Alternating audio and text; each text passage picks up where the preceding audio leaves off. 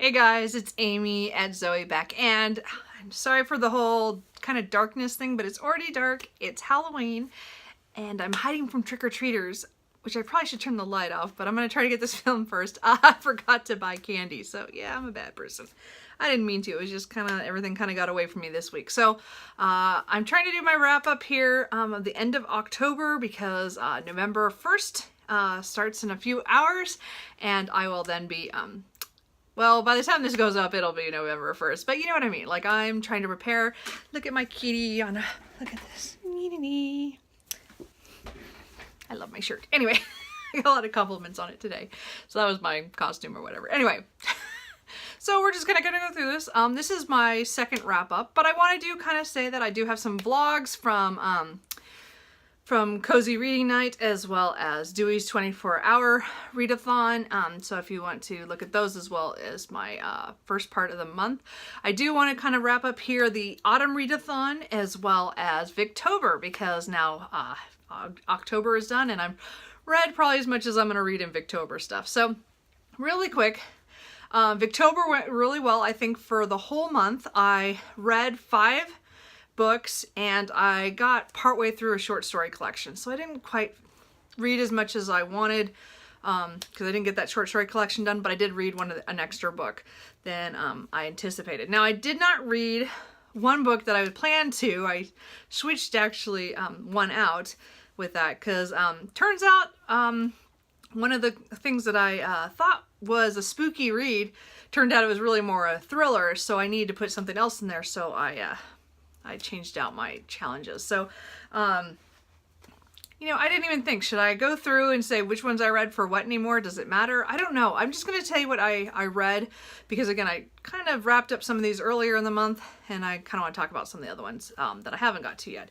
So, I know I read Agnes Grey by Anne Bronte, and I really, really enjoyed this.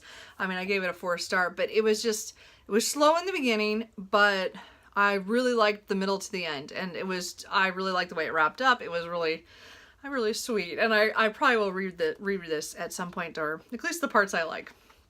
But it was my first Anne Bronte, so I'm glad I got to read that. Then I read Carmilla by J. Sheridan LaFuna, or however he says his name, sorry. But this is like the first vampire novel that or the earliest one I've read, and with female vampires. And so I really enjoyed this for the atmosphere. It was spooky in the setting.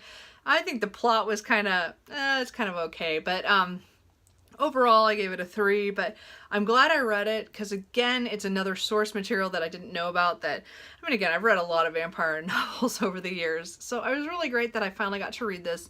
And again, as I said, the atmosphere in this was really good.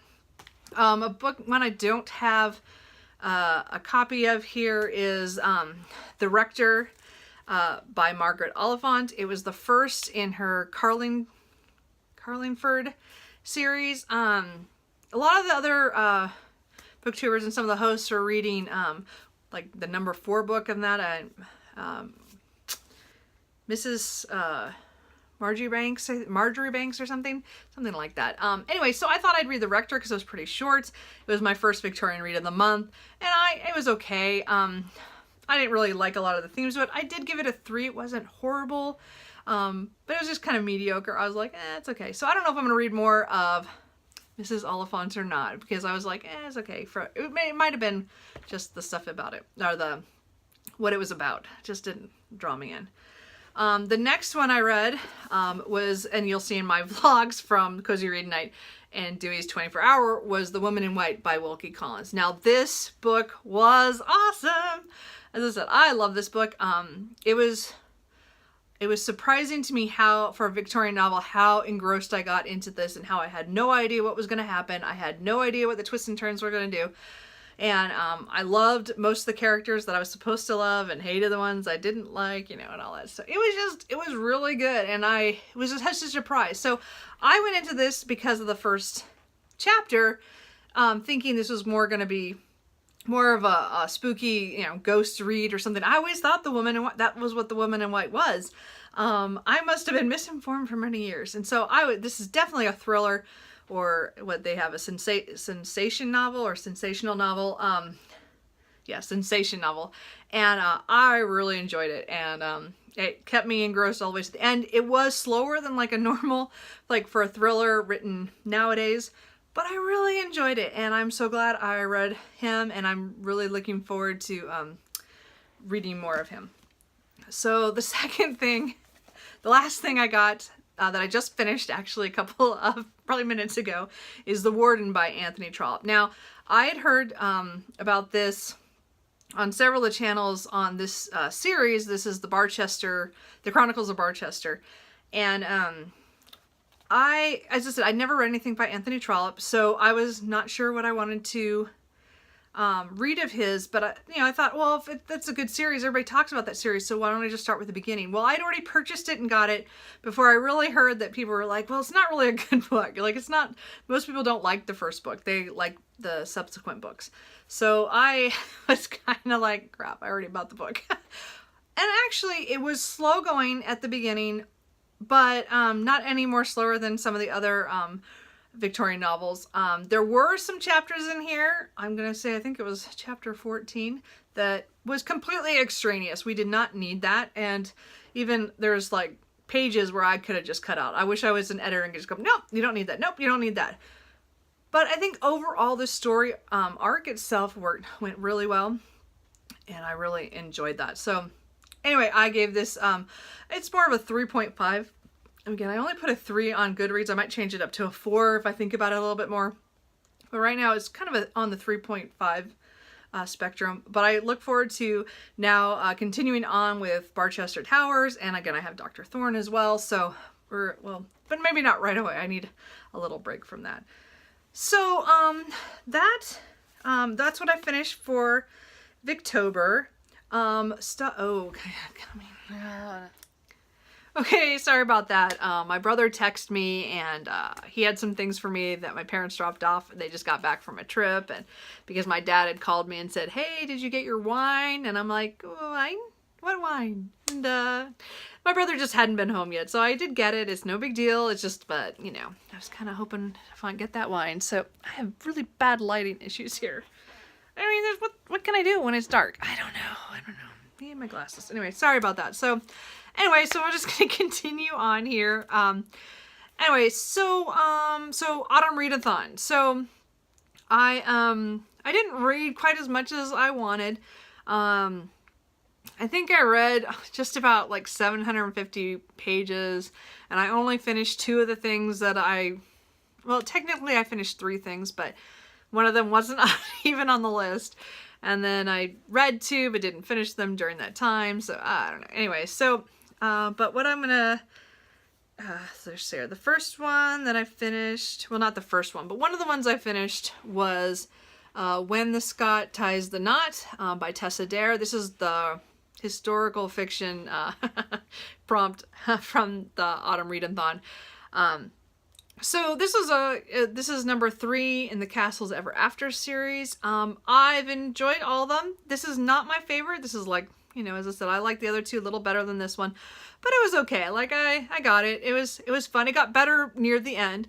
I just think the first part of it was really hard for me. It's the main character to get out of going to London for her season, she lies that she has a fiance that's in the army, and so she starts writing to this Captain Logan Mackenzie, and she's totally writing that she's making him up and just making up stuff, and she uses him for years to get her out of going to London to be put, to try to find a husband, because everybody thinks she has a fiance.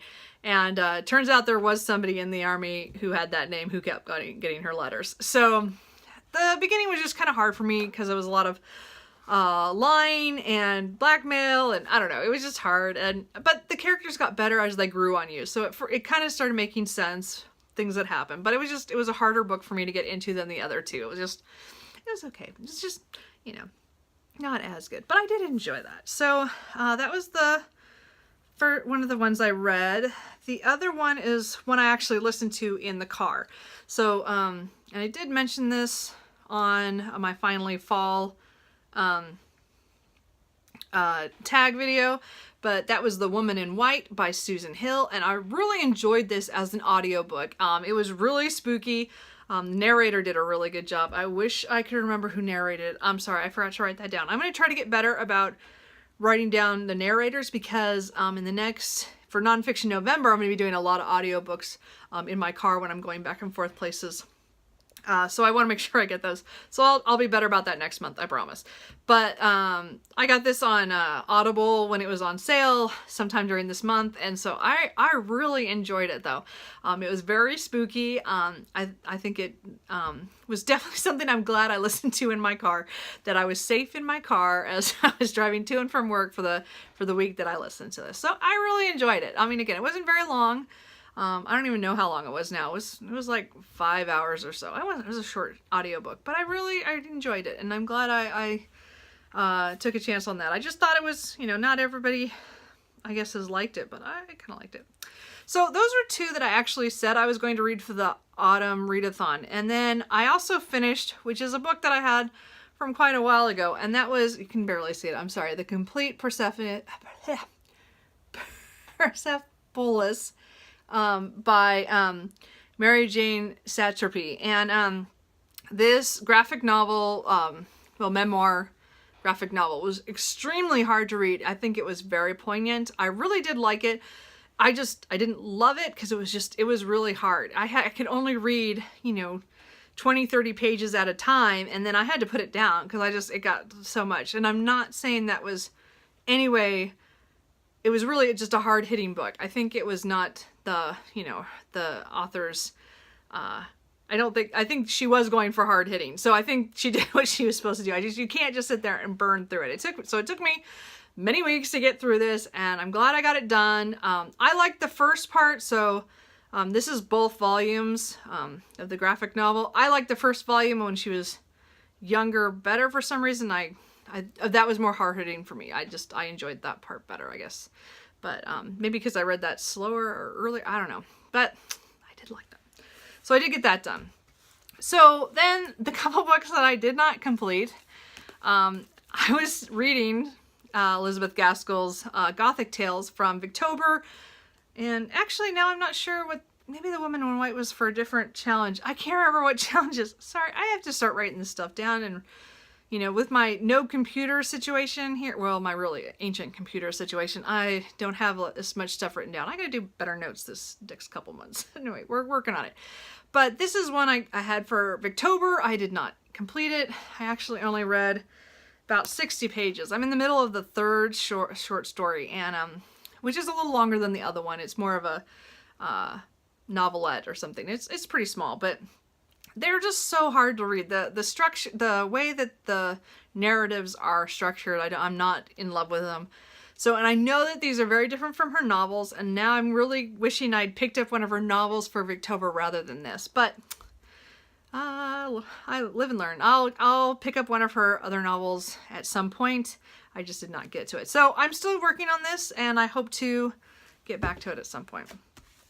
And then the book that really kind of disappointed me so far, and now I'm just putting it out there. I have not DNF'd this yet. I had to stop it to take a break, and that was Legend by David Gemmell.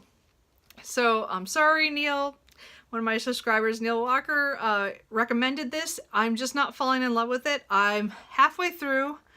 It's just okay right now, and I'm hoping it gets better for me. And it might just be the mood I was in last week. This was, with all the Victober reads, my brain maybe wasn't wired for fantasy. I'm not sure, which is really kind of funny because usually I gravitate towards this. So I don't know. I'm still going to give it a shot. So don't give up hope. I might get to this. So I might read this in December, or maybe even in November if I need a break and want to try to pick it up again.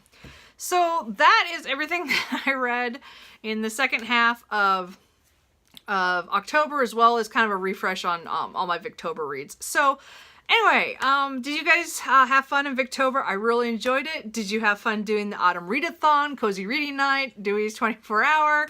I had fun this month. It was really great. I got a lot of reading done. I'm going to do a lot of writing in the next month, so not as much reading.